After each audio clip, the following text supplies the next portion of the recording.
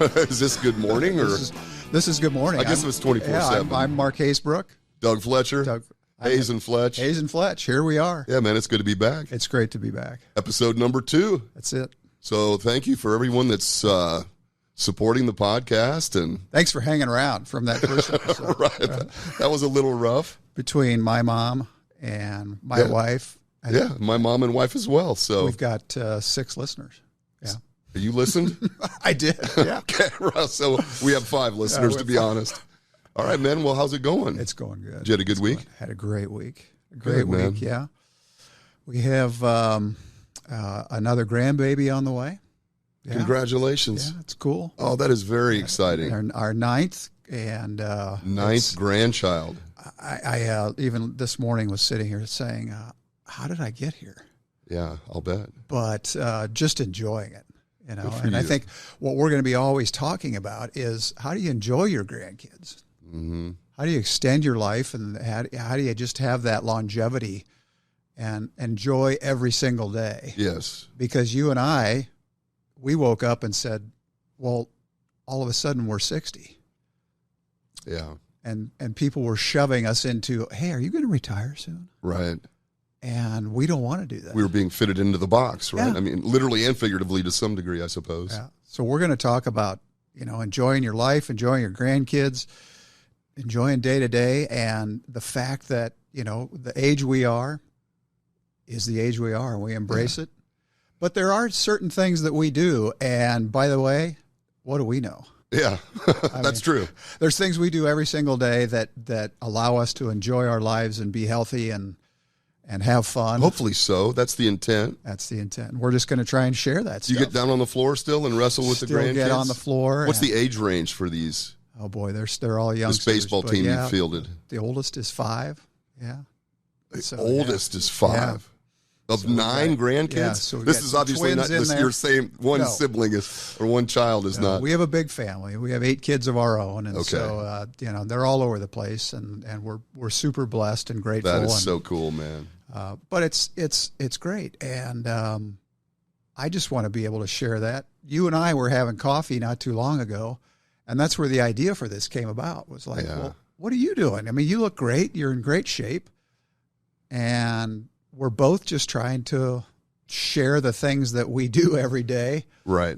And sift through a lot of the noise, man. Yeah. This is one of the conversations we had, that there is, for those of us that are curious about it, that are looking for, a path to take, there's so much information. So much. It is so overwhelming. I was talking with a buddy of mine just the other day, a good friend of mine. We've known each other for years, about supplementation. And we can talk more about this at another episode. Yeah. But I take so many supplements for no good reason. Yeah. I saw somebody say, "Oh, this is the one," and so I'll try it. Yeah. I look in my cupboard and I've got 20 things to take every day. I don't want to take them anymore. I'm tired of swallowing pills and mixing up powders and things. Knowing what to take. Yeah. Knowing what has worked, and I'm way off. I have this shotgun approach to try everything. So I would love to talk about that at some point, what you're doing. Do that. We'll do a lot of things on nutrition, on the importance of sleep, mm-hmm. Hydration, that's a big one, man. Working out. Mm-hmm. All of these modalities, too, now that we've talked about, some of the different things that you can do that you reduce inflammation, enhance sleep, probably, those kind of things. Exactly. I was watching a YouTube video, and YouTube, of course, the algorithm knows what I like, and so it feeds me these longevity videos all the time, which is part of why it's so overwhelming. It's what I get constantly. But Dana White, the UFC, one of the owners or the president of the UFC, he has his own gym attached to his office, of course. And he's got all of those modalities in that gym. He's got the cold plunge. He's got the near infrared table. He's got some type of oxygenation system when he's exercising that, pumps high concentration of oxygen and all those things. Most things that most of us will never really have access to in all likelihood. But it's education. It is. Because you go to your doctor, and I'll never forget, my doctor one time said, well, are you taking a multivitamin? I said, well, yeah, I am taking a multivitamin. Okay, so he kind of checks the box. Right. Vitamin. And you start to realize, with all due respect, Western medicine is just kind of slated to do things like this. And when you start to mention, hey, tell me about fish oil, and they go, well, you get enough of it when you eat fish. So, well, I actually probably don't. So what should I do? Right. You're probably okay. And I just don't accept stuff like that. Yeah, and I know you don't either. And I suspect there's a lot of people like us who are trying to figure out what works for us. And are there things we should be doing that maybe traditional medicine or advice is saying not to do? And so we're kind of guinea pigs, and we've tried a zillion different things. And continue to. And that's part of the fun. But when you find the recipe, it's pretty magical. Yeah. It is interesting because I was thinking about this on the drive over, talking about longevity and what works. Yeah. And, you know, as a person who is interested in living a healthy aging lifestyle, I want to be able to have grandkids at some point and play with them on the floor, much like you're describing. I look forward to that. So what do I do in order to be able to maintain that level of wellness? Yeah. But I don't know what my genetic predisposition for longevity was. Yeah. There are not a lot of old Fletcher men, frankly, so I don't have any idea if what I'm doing is helping or hurting, truthfully. But you're doing something. I don't know that. Not doing something isn't an option. I think that is a bad alternative, to not do anything in order to try to add quality of life to, but it's all anecdotal, truthfully. I mean, I got up this morning and I feel relatively good. And so I guess that's a victory to some extent. The narrative around that is kind of funny too, because, you get people in their baby boomers like us who just say, well, at least I'm above ground, and it's the shoulder laugh. And you kind of go, well, what about the next 35 years? Because you're what, 60? I'll be 65 in October, man. So same here, 65 in November. Yeah.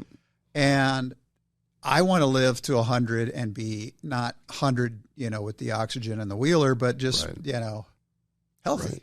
Right. And those people exist. They do. They are out there. Blue zone people, all that stuff you read about, and you're like, how do I incorporate that in my life?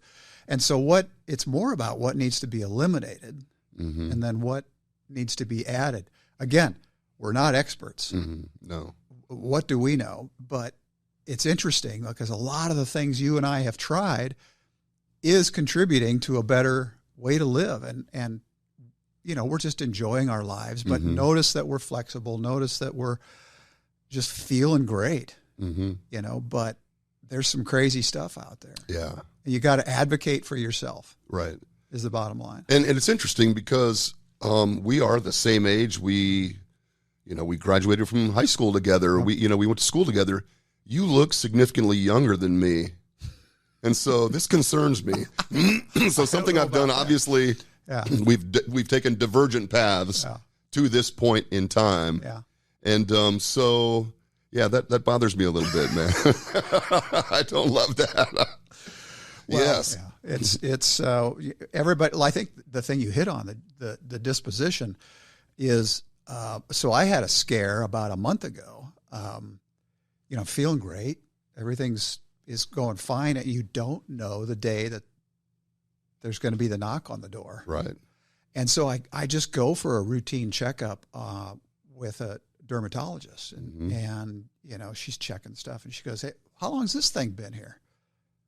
I'm like, I don't know, a while.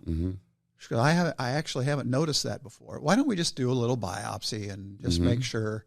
And things start swimming in your head. Yeah. And they have the ability now to do these biopsies and get really quick clinical results. And she comes back in and kind of goes, "Hey, this is a little more serious than I like it to be." And this is a gal who's she's normally just like, "Hey, look, everything looks good. Let's go. Have a good day." So I think we got to get this thing out. And it turned out to be a pretty bad form of cancer. And she's like, "Have you heard of Jimmy Buffett?" Well, anybody who knows me knows that I'm a big Jimmy Buffett fan. Right. And was crushed when he died this last year. Absolutely crushed, yeah. And, but he died from this form of cancer. And she's like, we got to cut this thing out. We got to do it, in the next handful of days. Wow. So your mind goes from, wow, I'm taking care of myself. I'm doing all these great things and I'm trying to extend my life. And then this thing can be like that. You're like, hold on, so fortunately everything's just fine. Good, man. But you get that knock. And to your point of like, is your dad still alive? No, he's been gone a long time. My father died in 93, I think. Of? Hard lifestyle. Okay. I would describe it as. Okay. So you just don't know when something's going to happen. Right. And so to the I guess the detriment of the lifestyle you and I had when we were younger, sunscreen wasn't a thing. No, absolutely not. No.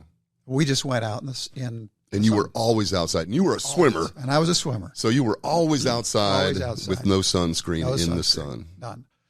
Well, it's starting to show up. And so we have to just, one thing to always do is just obviously wear the sunscreen, but boy, get checked. Yeah. I think that's important. That's just a thing that everybody should do. I mean, I don't want to be preachy about it. Yeah, no.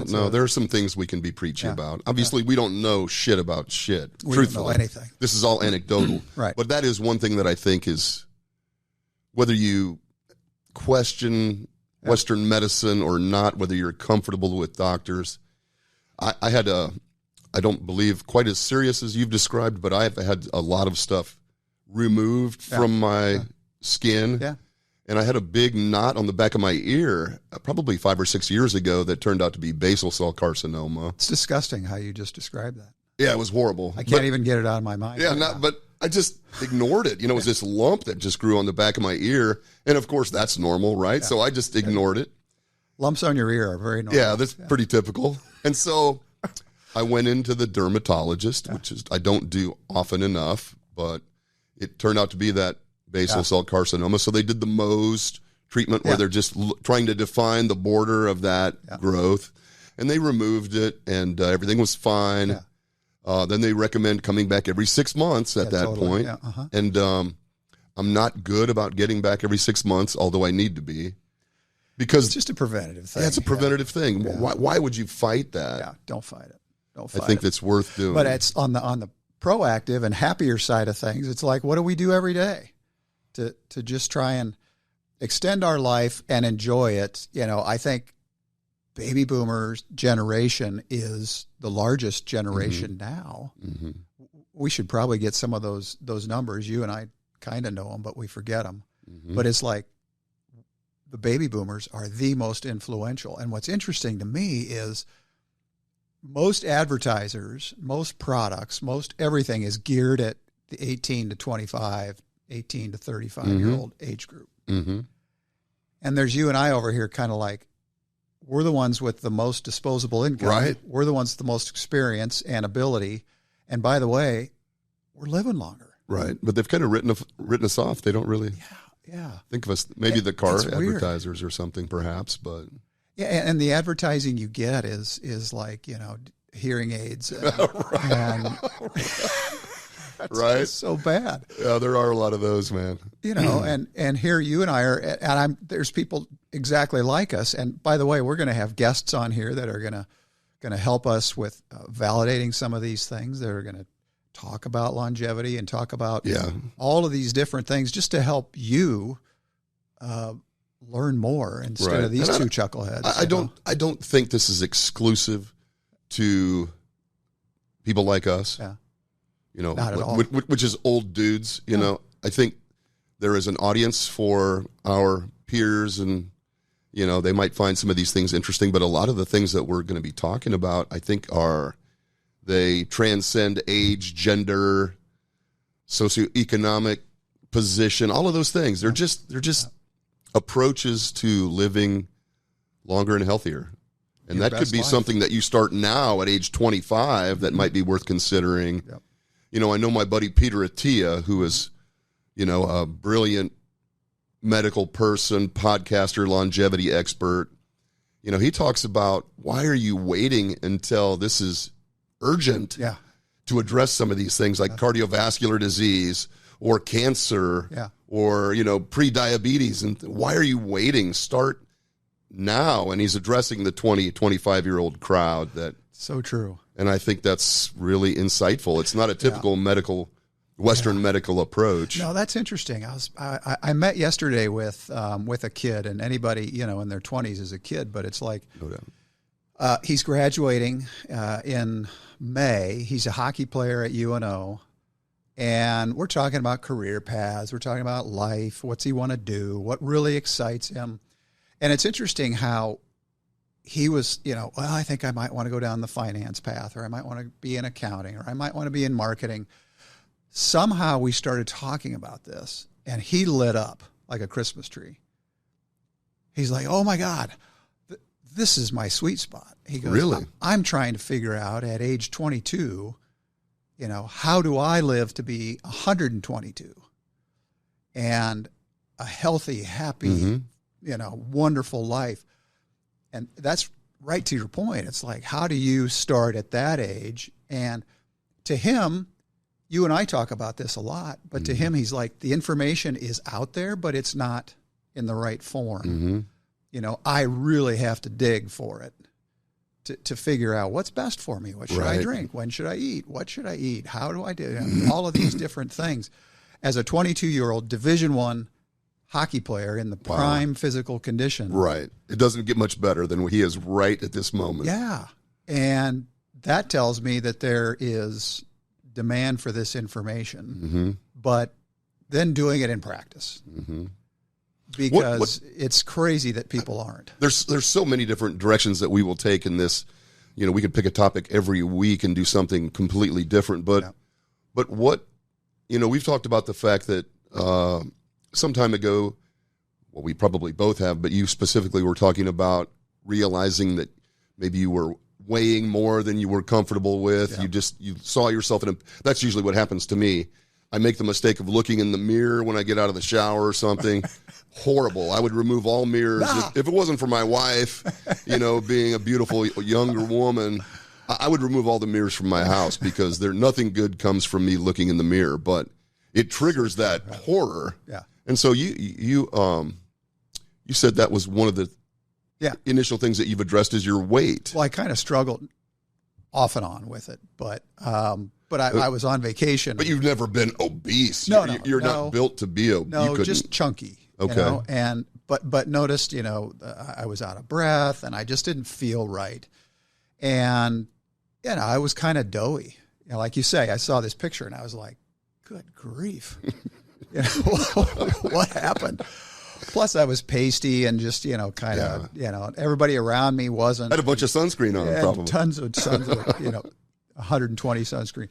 And so I thought, okay, let's time out. How do I get this under control? And I was working out. I was doing all sorts of different things. I was even trying triathlons and some other things. And I thought physically I was okay, but I was just eating the wrong stuff. I mean, it just came down to eating the wrong stuff. And so how did you get your head around that? So I started to figure out, what do I truly need just to balance this out? And I didn't know what I was taking in because it's like, I'm going to grab a handful of pretzels. It's only 10:30 at night. What can that hurt? Well, maybe I should measure this. I mean, I don't know how to measure it. I don't know what this means, but I started using an app called MyFitnessPal. And it wasn't like I was measuring out every gram of salt that I was putting on to food. It was just sort of use the barcode and scan something and let's track it. And then, so all I did was track it for about a month. And you sit back and go, wow, I'm eating a lot. What would it then give you, like a total calorie count for the day or something? Yeah, it would break it out in the nutrients. So like, here's how much protein you took in, and here's how many carbs, and here's how many bad carbs, and here's how much sugar, and here's your fiber and all of this stuff.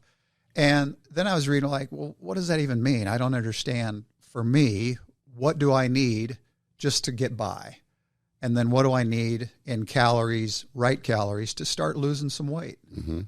but I didn't want to be on one of those, okay, grapefruit juice at 9 a.m. and then one slice of an apple at 3 p.m. Mm-hmm. And it's like, I just want to have a good daily routine mm-hmm. that I can stick with. And most of it amounted to just cutting out bad sugar. Mm-hmm. God, I was consuming a lot of bad sugar. And describe what do you mean by bad sugar? Packaged, refined, processed, anything refined that's stuff. refined, and it's just embedded typically out of the cupboard. Pretty much everything. Yeah, and eliminating that stuff was hard, but realizing, well, I'm eating the right bread, and then you look at the bread, you're like, God, this is not good. Mm-hmm. I mean, there's hardly many breads that don't have, say, 10 grams of added sugar to them. Right. And when you're trying, according to this Fitness Pal, it was saying, all right, look, let's try and keep sugar to 20 to 25 grams a day. Well, the average American consumes about 500 grams without something even knowing ridiculous, something amazing. Your body just can't process. And what does it do? It turns it into fat. Mm-hmm. And it just sits there. Mm-hmm. The older you get, the harder it is. Metabolism slows down from what I read. Mm-hmm. And so it was like, okay, maybe I need to cut that out. And that's all I did, Fletch, was just start to let's just take the refined sugar out of things. Mm-hmm. And then I realized I was eating about 3,000 calories a day, which was a lot. Even though I was active. More than you needed? More than I needed, yeah. Yeah. And I cut that down to 2,000. Okay. And for about a month, nothing happened. I was thinking, but you stuck with it. I was like, this is stupid. It's not working. So let's go back to life, and I'm just going to do what I was doing. But it's like the pizza, the potatoes, the tons of big plates of pasta. All right, let's mm-hmm. cut all of that out. And I stuck with it. The next month, all of a sudden, I lost a pound. I thought, well, it's probably water. I don't know, who knows. Mm-hmm. And then, about every month or so, I was losing another pound and a half. One month, I lost a couple pounds. And then you notice that stuff just starts to add up. Mm-hmm. And I went from 205, 206 to 172. And I've been able to maintain that. Mm-hmm. Because I'm right around 1,800 to 2,000 calories a day. Are you still using the app? Yeah. Fantastic. Yeah. And what was it called again? My Fitness Pal. Okay. Yeah, we'll put it in the show notes, but it's that's a good starting point. Super easy to use, and you track. Plus your water. I was realizing I was getting about 12 to 24 ounces of water a day. That's called like a hyponatremia or something, I think they call it, right? I was shriveling up. Yeah. That's hilarious. And so then I went to about 100 ounces of water a day, which is... You're not that asshole that carried a big jug around, were you? That gallon jug thing? You didn't tell me you didn't do that. Little markers on it. No. Just, okay. But, you can just, I just had 12 ounces. You put it in the app. Okay. And at the end of the day, it's, you realize, God, I'm only at 50 ounces or 60 mm-hmm. ounces. But the water was really important. Mm-hmm. I believe it is. And that, I don't want to say that was it, but boy, that was really. So how long did it take till you were actually making progress that a couple of years, really. Did it? A couple of years? I mean, which is probably the ideal, right? To where I am, yeah. Okay. And now you've been able to maintain this. But how long have you maintained this weight? Because that really is about remarkable. A year now, yeah. No kidding. Yeah. And I think I tipped over a little bit into lunacy. It was like, oh, I'm at 171.9. And then the next day I'm 172.5. And I'm thinking, okay, what's the wrong? difference? Right. Like, okay, get a grip here, Mark. I don't think that's uncommon. Yeah. I think everything tends to be very pendulum-like. You will swing way past rational normalcy or normality, whatever the correct, over into insanity, and then you kind of drift yourself back, hopefully. Yeah. Because I think over here are a lot of eating disorders. Yeah, totally. And then right back here in the center is where you want to be. Your body just maintains. Yeah. I think the app is an interesting idea. I've tried to journal food in the past, try to keep a written record of what I ate, and I don't think most people really have any idea how many calories they're consuming. No. And I know counting calories sounds horrible, but I mean, either a calorie overload if you're trying to gain weight, or a calorie deficit if you're trying to lose weight. I mean, there's really no alternative. I mean, it's one or you have to do that, or find a maintenance level that allows you to stay right in that, plus or minus a little bit of variability range where you want to be. And it's not like, you're just sacrificing. You eat the stuff you like. It's just you realize when you start to tally it up that the cheeseburger it's going to be 2/3 of your calories for the day. Right. Yeah. Because they just load it up with everything. So you kind of go, well, maybe I sacrifice this or that. There's give and take. And that old saying, you can't outrun a bad diet, what about like timing of eating? So if somebody's listening and they, look, like I'm a little doughy. I don't love the way I look in a picture or the mirror either. So I'm going to try to start eliminating some of that processed crap from the cabinet. Yeah. Maybe even use the app. Did you do any type of like a timing? Were you a like 3 meal a day guy? Yeah. Did you do like intermittent fasting? I tried that. I failed. I really did. Yeah. Okay. I tried you don't eat until 10 or 11 in the morning. You eat until 4 o'clock in the afternoon, and then you're done. And I just didn't like it. Yeah. I know some people swear by it. And I think the first thing I do in the morning is drink at least 12 ounces of water. I've tried it with lemons. I've tried it with just a little bit of salt. I'll have a big cup of coffee, which I know some people are like, oh my God, you shouldn't do that. But that's what I do. Yeah. So you drink the water first thing? First thing. Get out of bed, brush your teeth, drink your water? Yeah, got to have the water. It kind of jump starts things. It starts to wake you up a little bit. And I just, you feel better. It just kind of wakes you up. But it also has a feeling of filling you up too. Me. Yeah, me too. I feel like, okay, I don't need to eat something right then. And I always try and work. I read usually for a half hour or so, and then I'll work out. And I've tried eating something before I work out, but I get dizzy or whatever that feeling is. You're just kind of woozy. Okay. Some blood sugar issues probably if you've eaten something right before. Is that what it is? That must be. I would guess.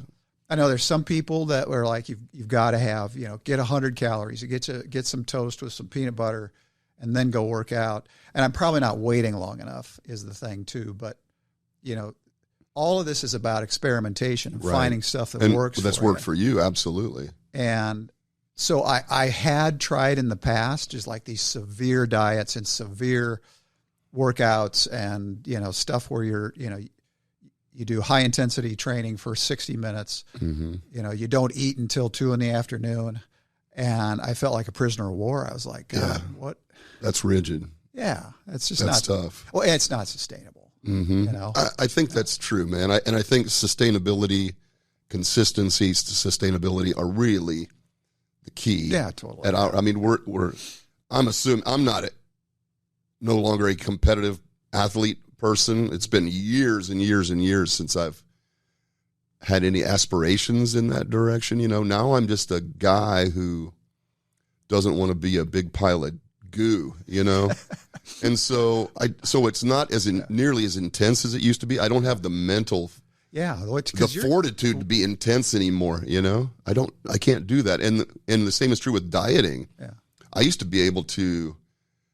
I could almost do anything I wanted, diet-wise, nutrition-wise, exercise-wise. Because your strength of will. Yeah. I needed to, for other reasons we can describe why it was so important to me. But I could do those things. I could deny myself stuff. I could force feed myself, whatever it took, gain or lose weight. Yeah. I don't have that strength of will any longer. Yeah. I just can't get my head there. So I'm not suffering. That's a good point. My life is good. Yeah. I'm very contented. And so, in order to be that rigid for me required me to be in some mental suffering state, Interesting. Huh. So I just can't get there anymore. Yeah. So I don't, nothing that I do is really rigid. We got a lot of stuff thrown at us all day long, and, to the degree you can eliminate some of that stuff where there's just pressure and angst and anger, let's make it happy. I totally agree, man. Why would you want this part of your life to be miserable? Yeah. So much, as you said, there's so many other stressors, so many other pressures. I read or heard an article or heard someone on YouTube or something talking about one time that, you know, you have a limited number of choices that you are able to make during the course of a day. Mm-hmm. And if you're a business person or you're a working person or you're running a family household, you're making choices all day long, and you reach a threshold, and by the end of the day, you can't make any more choices. There's no energy. There's nothing left for choice making. So when you get home and your spouse or whomever says, "What are we having for dinner?" and you say, "I don't give a shit." It's true. You know, I please don't ask me to make another choice. Right. You know, it's like I tell my wife, like, you know, at a certain point of the evening, I say, "You know what? I've reached my word count for the day. I'm done." Yes, exactly. That's exactly what it is. I just can't say anymore. It's a real thing. You don't have anything left. Yeah. And so when it comes to nutrition and working out and just reading and enjoying life, you don't want, to me, to have another choice to throw into your life of like, wait a minute, what do I have to do? I'm doing this wrong or I'm doing that wrong. Instead, view it as this is a time for fun. Mm-hmm. And, you know, I try, at least when I work out, to not have my phone on, which is hard. Mm-hmm. But it's sort of like, let's go into that zone of just, you know, me time. And Did you work out this morning? Yeah. Did you? Yeah. So when did your day start? What time did you get up? Got up today 6:30. Okay. That's not super early. No, that's you know, ambitious. and we'll talk about sleep, but you know, I need 8 hours. And you sleep for 8 hours. And I try. And again, you know, so like on my watch, I track my sleep, and I'm not a geek about it, but it's sort of interesting. Was it good or bad? Mm-hmm. And what's preventing you from having good sleep? But mm-hmm. So get up at 6:30 and just have, like we talk about, water and coffee, and then black coffee. Black coffee, yeah, espresso actually. So oh, good for you, love it. And then just you know, today I called dealer's choice. It was just sort of, let's figure something out, because it's a variety mm-hmm. of just cardio today, mm-hmm. and did some elliptical. And do this in your home, or do you go to a facility? You go do it at home. Do it at home, and then nice. I have a rower, which is a lot of fun, because it's called a hydro, which we'll put in the show notes. But it's really cool because it's got a screen in front of you, and it's got people actually on a river, mm-hmm. and they're just talking to you, and you're doing the workout with them. No kidding. They have some live ones, but most of them are recorded, like Peloton, mm-hmm. just like Peloton. That's cool. But it's that's like boys fun. in the boat, man. It's like boys in the boat. Yeah. You're rowing. Somebody's yelling at you. Yeah, it's fun. That's cool. But that's all I had time for today. And, you know, I just try and mix it up as much as I can. But you feel great. Jump in the cold plunge after that? Yeah. Try and get at least a 15-minute sauna in. So I've got a infrared sauna. Is it like a blanket, or is it like a tanning bed type of an arrangement? It's a little room. Okay. Clear Light is the manufacturer of it. Just plugs in, and it's just a wood room. Uh-huh. It gets to about 151 degrees, mm-hmm. but that's infrared. It's mm-hmm. not the steamy. It's not like heat where you pour the water on the rocks kind of a sauna. Right. It's a different, mm-hmm. allegedly heats you from the inside out. The infrared, I've heard, is really good for you. Yeah, it's amazing. I mean, you feel so good. It's a big sweat. Mm-hmm. And then I do, I'm right up to about 5 minutes of a cold plunge right after that. Mm-hmm. And at what temperature, do you know? Today it was 52 degrees. Okay. Yeah. So not. Right at the 50-degree range, I've heard is not so miserable that you can't stand it, but still. Yeah. And it's funny, the first 2 minutes is tough. I'll bet. And submerging my person would be challenging. It's crazy tough. And then all of a sudden there's this weird euphoria. Mm-hmm. You start feeling like, your breath calms down. I mean, someday we'll share maybe what your heart rate does. Mm-hmm. So when I get in there after the sauna, it's like 130 beats a minute, right around there. Mm-hmm. And you get in and you start hyperventilating, and it goes up to like 145, 150. And then all of a sudden it starts to drop. And you know what box breathing is? Where you kind of breathe 4 in counts for or 3 something. or 4 counts. You hold it 3 or 4 counts, exhale 3 or 4 counts, hold it. And you start doing that. And I've been watching that, and it's getting into like the upper 40s. Seriously? Yeah. In 2 minutes. Wow. So your heart's just like, okay, God, I'm sweating. What's your normal resting pulse? Do you know? I mean, yeah, as it's a in the fit 50s. guy. Yeah, it's in the 50s. In the 50s. That's remarkable. Good for you. But to see it go there and go into the 40s, I was like, well, this is probably broken. right. Hello, testing. Exactly. But that's pretty wild. That's what's supposed to happen, I think. I think so, yeah. And then there's all this research about brown fat and what it does. Mitochondria and all of that. We can talk a little bit about that. It helps with weight management and but just a feeling of the rest of the day. The euphoria description is interesting, man. That's a really cool feeling.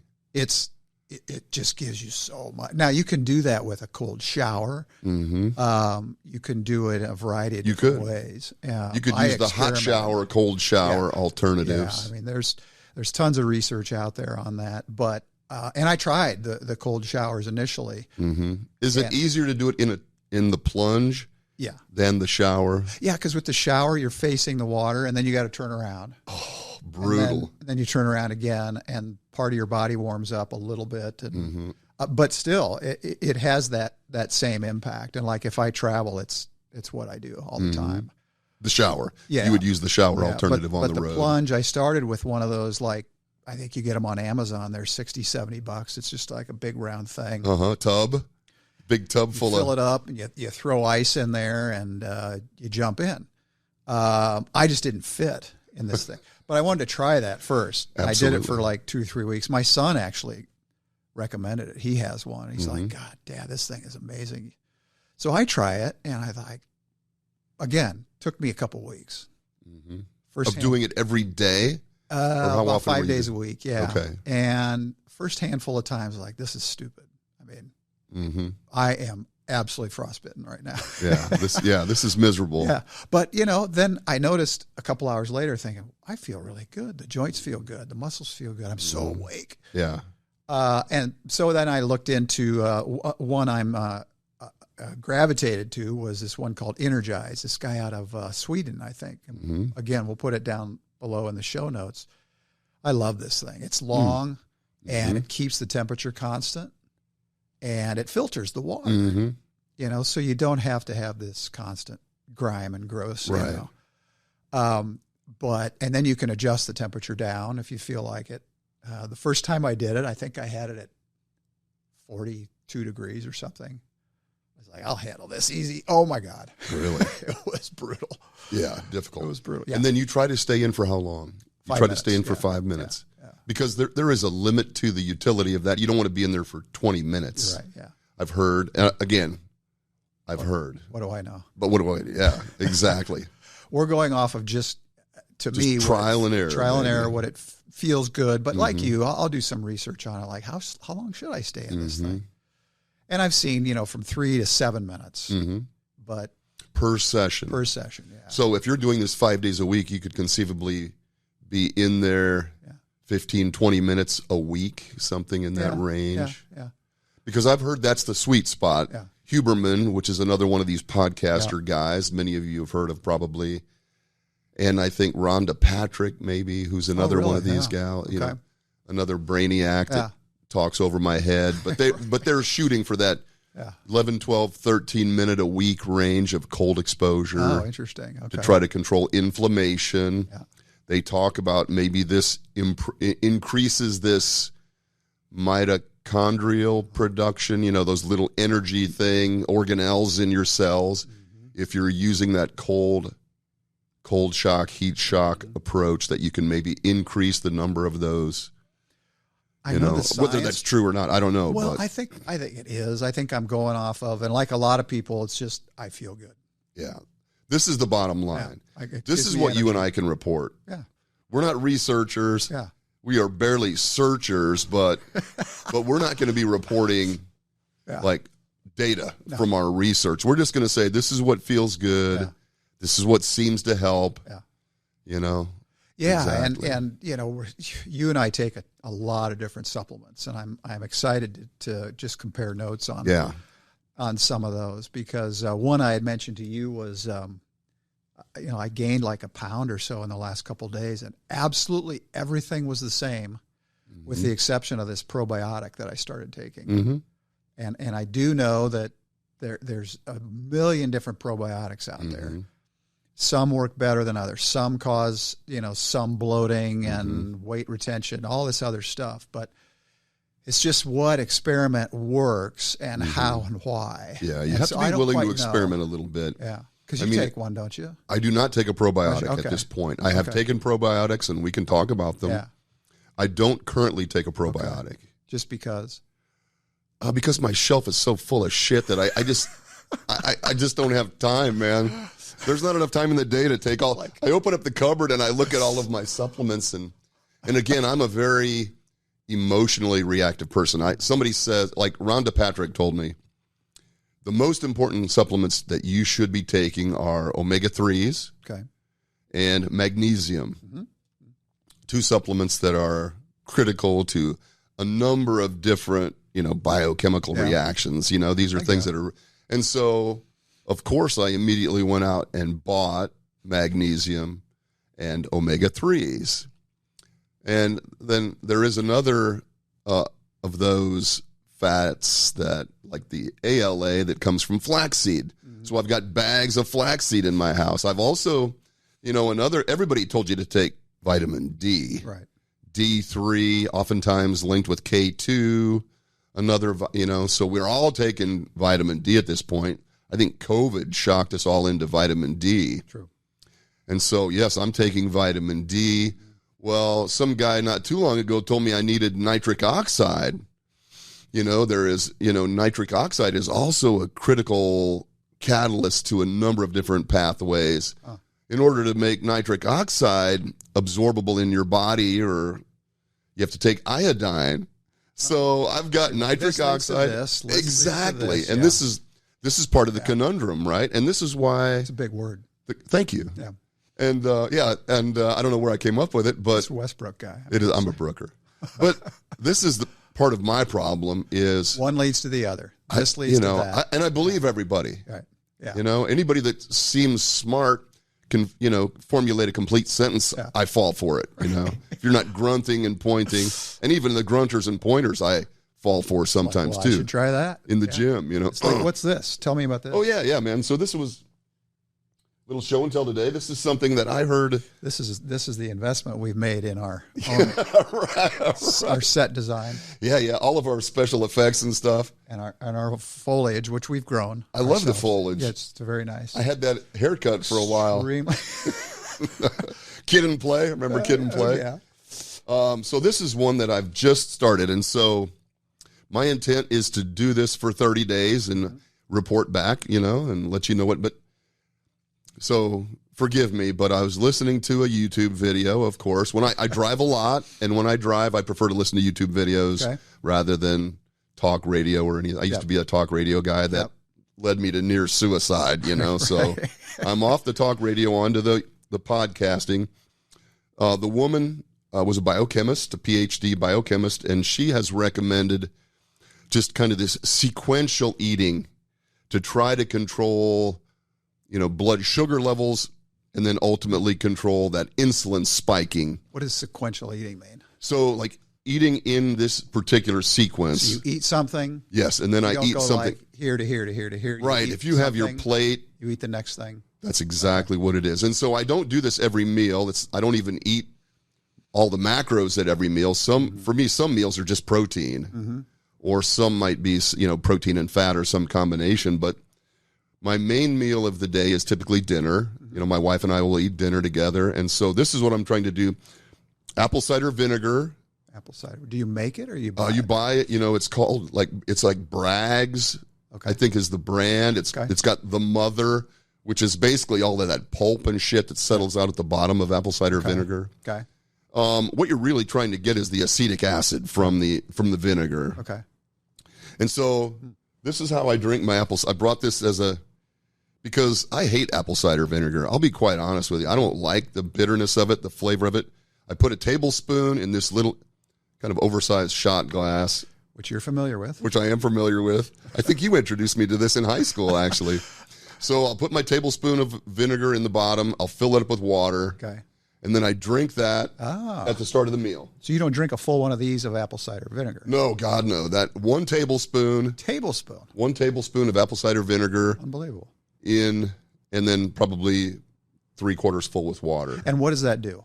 Make you I'm throw told up? it makes you want to throw up. Yeah. No, not necessarily. My wife says she likes it, actually. It's a good taste. She thinks so. Oh, interesting. I don't find it to be a pleasant taste, but I can suffer it with a little bit of water in there to dilute it. Huh. If you're just drinking it right out of the bottle, it's really intense. Yeah. Huh. And so I drink that first. And allegedly, this podcaster tells me that this acetic acid does something in your stomach to suppress some of the digestive enzymes that specifically address like carbohydrate breakdown. Interesting. So, yeah, I thought that was kind of, so you drink this first. And then you wait. I typically don't it's just like you wait. Can have it and let's I'll start drink it, get it into my stomach, and then prepare veggies. So I'll eat a portion of veggies.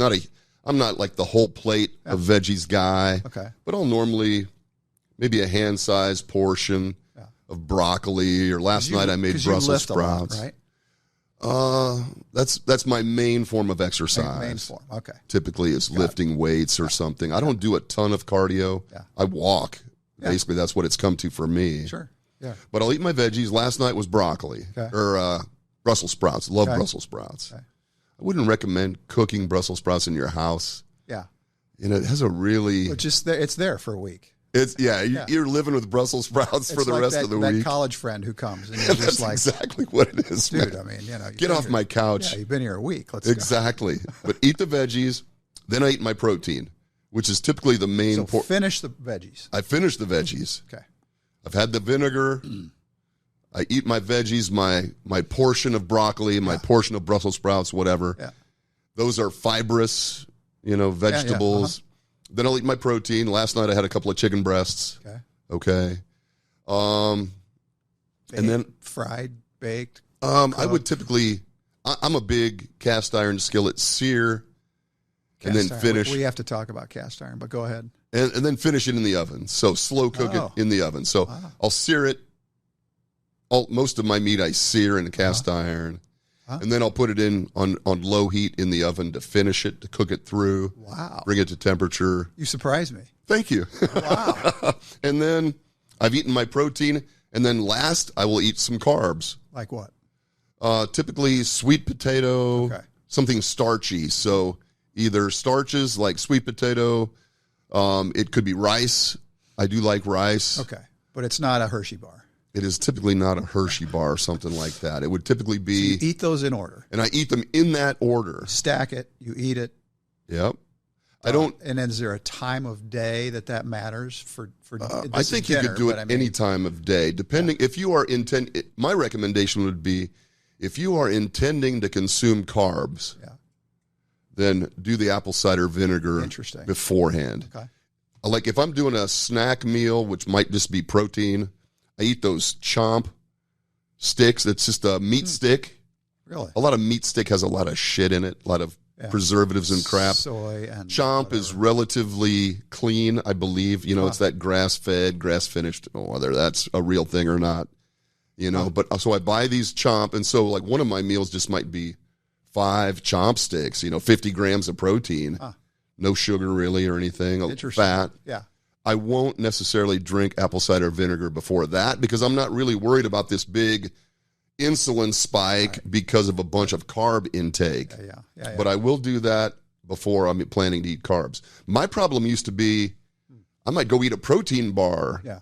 Well, protein bars are just, one methyl group short of being a candy bar typically, right? Snickers bar, yeah. They got a lot of sugar, added sugar, sugar alcohols, which are probably no good.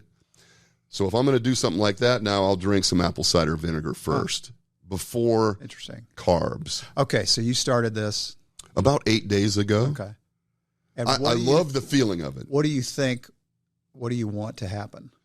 My intention is to lose a little bit of weight because I'm a little too heavy right now for what I believe to be my ideal weight or my desired weight. What is that? I think my wheelhouse is 220. God, that's big. 215 to 220. When I weigh 215, I look like I have a disease. Really? And so I don't like to get... What was your max when you were like... 275 maybe. Oh. I was up around 275. Artificially, sweetened, so to speak, but in those, we can talk about dieting to gain weight. Yeah. And I ate lots. I had a real calorie surplus, as they say in the business, Yeah. I mean, force feeding yourself. Yeah. This was though I was much younger. Yeah. And my heart was probably more capable of handling that weight. But probably. I drifted up. I went to my cardiologist not long ago, and I had drifted up to about 235, which is too heavy for me at this stage of my life. Yeah. So I'm shooting to get down to 220. So, I mean, in college, we're both Sigma Chi's, by the way. Right on, brother. And college, my junior year, I was 247 pounds. What? Yeah. And that was no muscle. What? And my fraternity brothers called me Pear Body, which was super kind. Yes, yeah. Right. Could have been worse. And thoughtful. But, talk about sneaking up on you. 247. But Domino's, who I had on speed dial, would deliver a large pizza and a liter of Coke. Absolutely. Right to my chair Did at it the many Sigma times. Chi house. And no activity and just a lot of that. Yeah. And then... just studying mostly. Yeah, I mean, studying so hard. Right. That burns some calories. And so I just realized, God, I was fat. Yeah. And funny to me. When somebody says funny story, it usually never is. Because you sit there and you start right. Oh, God, here we go. But I signed up for this program. These guys in college were doing, actually graduate students were doing a study on training people to run a marathon. And I thought, I got to do something to get in shape. I didn't know what a marathon was. And so this was 1982. Not many people were doing this. It wasn't quite as popular then. So I go to the initial program, and they had 20 people there. And the guy has this clipboard. He goes, okay, we've taken all your vitals and weighed you and stuff like that. 5 people who actually run a marathon are going to go over here. And I was like, well, that's not me. And then 5 people who have done some distance work, but maybe been in track. That's this group. And then there's 5 over here that are more into weight training and are inactive, when it comes to cardio. And I was thinking, well, that's probably going to be me. And they didn't call my name. And then we got 5 people that are just fat. Did they say that? Yeah, they said they're fat, they're out of shape, and they're overweight, and this is the group we're really trying to improve. Yeah. I said, well, that's not going to be me. Well, that's absurd. And I was in that group, and so we did this couple-month program of just, penciling out what you eat and how you eat it, and they put a training program together. No kidding. And I ran the Lincoln Marathon. Oh my God! In May. And having been 247, and lost a ton. And so it goes to your point of tipping over into the what was it the you were saying about people just getting not bulimia but anorexic. It's some type mindset. of eating disorder. You get into that extreme. Yeah. And I got down to like 160 pounds. So right. that was exactly. That's exactly what I'm. The mental thing of it. But I truly loved the training, the aspect of it. I wasn't eating right. But I think that set me on a path of just learning, being a lifelong learner for stuff like this. Absolutely.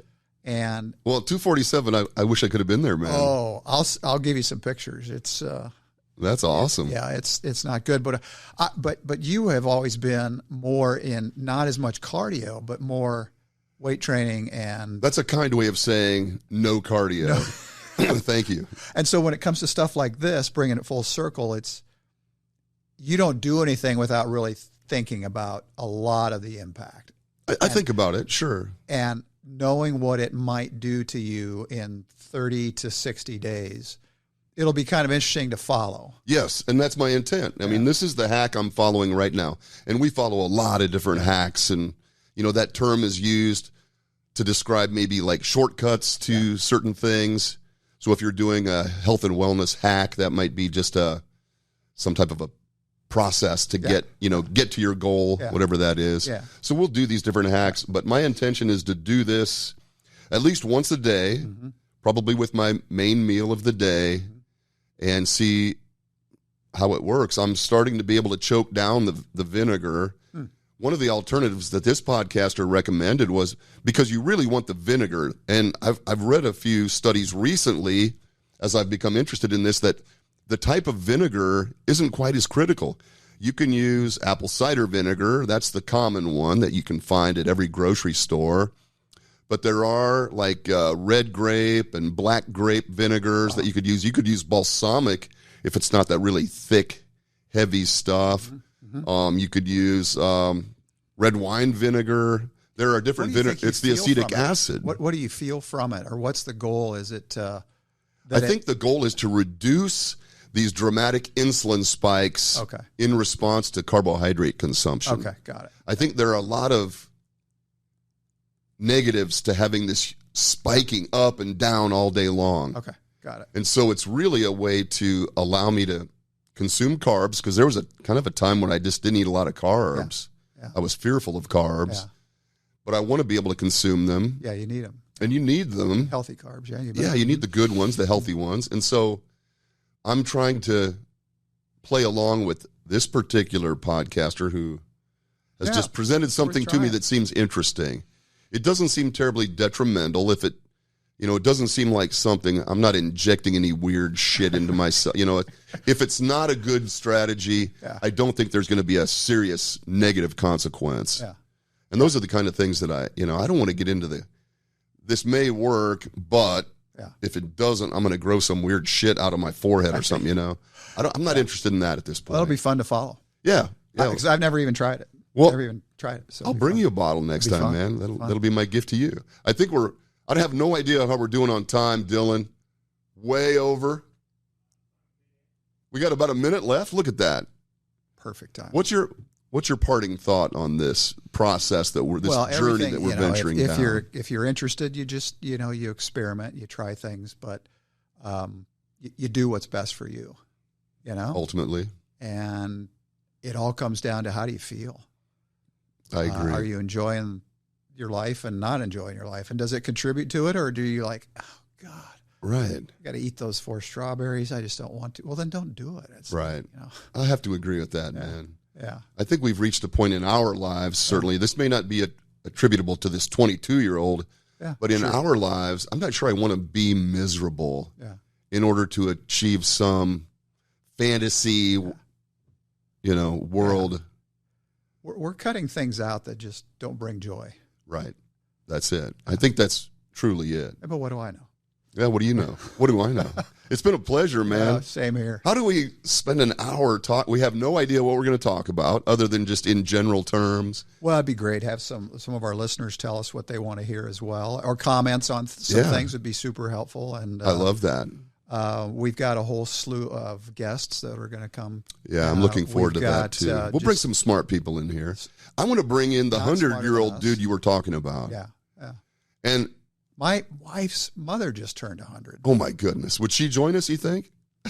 Or would that be? She'd be like, what is this? She'd start telling stories about. God. You think about people that are 100 and what they've lived through. Yes. And I sit down and talk with her and what a treat.